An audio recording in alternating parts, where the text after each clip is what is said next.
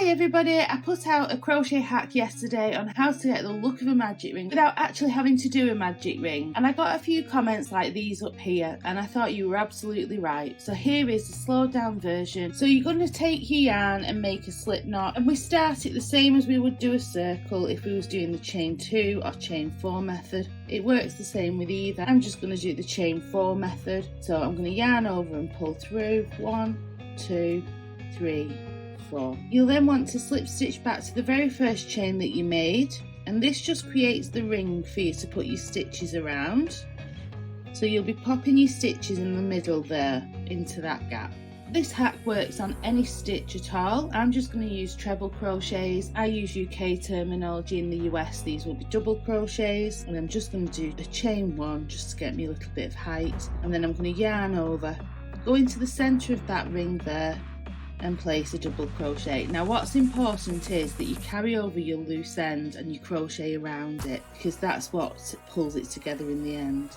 Similar to how in the magic circle it's the loose end that pulls it together, with this crochet hack it's the loose end again that does the bit of magic for us. So I've done 1, there's 2.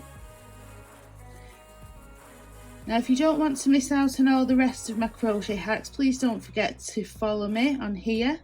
It also supports the channel as well for me a little bit. There's a link in my bio to my YouTube channel, and you'll find hundreds of videos on crochet stitches and free patterns over there for you. It'd be lovely if you joined us over there as well.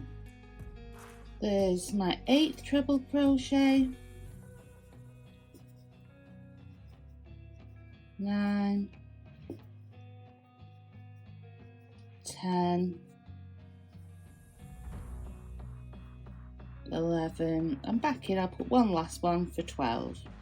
So my loose end has been carried around underneath all of those stitches that I've just placed, and you probably know if you've done the chain 4 method this leaves the hole in the centre of your work, which is okay for some projects, but if you're working amigurumi or you're doing something like a Christmas stocking, you're not going to want that hole there in the centre. You're going to slip stitch to your very first stitch of the round as normal, or as the pattern suggests that you're following, and then what you can do is you just hold your work and pull firmly on that loose end, and it just closes that gap up for you. So there's my crochet hack on a magic ringless magic ring. I hope you've enjoyed it. I hope you found it helpful. Don't forget to follow along for more crochet hacks and tips and the patterns for you that are available over on YouTube. Happy hooking!